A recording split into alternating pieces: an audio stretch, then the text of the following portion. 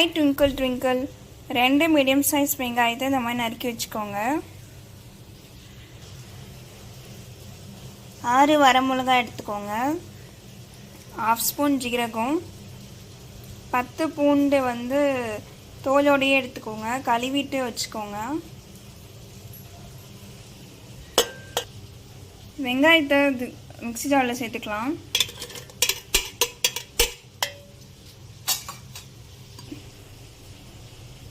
இப்போ அதோட வரமிளகா, பூண்டு, 1/2 ஸ்பூன் ஜீரகம் சேர்த்துக்கலாம்.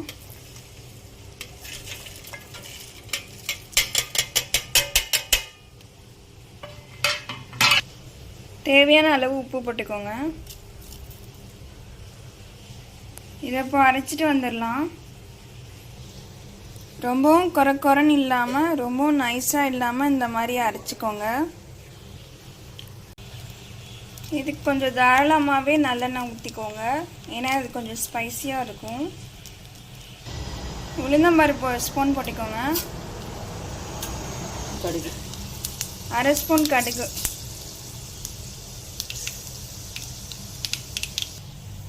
பெருங்காயம் கொஞ்சோண்டு போட்டுக்கலாம்.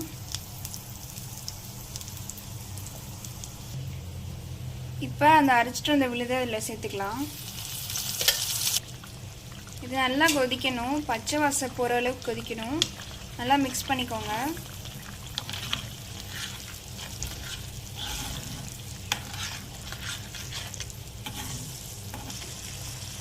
இந்த ஸ்டேஜில் கொஞ்சோண்டு வெல்லம் இல்லைன்னா நாட்டு சக்கரை போட்டுக்கோங்க.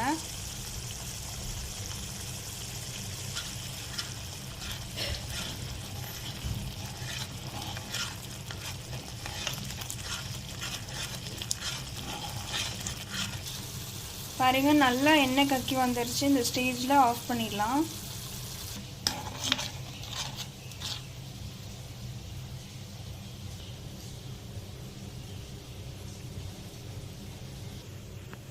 நல்ல ஸ்பைசியான வெங்காய சட்னி ரெடி ஆயிடுச்சு.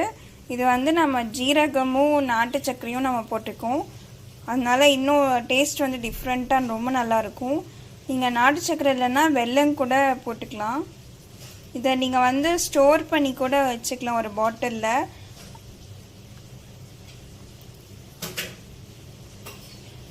ஏர் டைட்டான பாட்டிலில் ஸ்டோர் பண்ணி வச்சுக்கலாம். நீங்கள்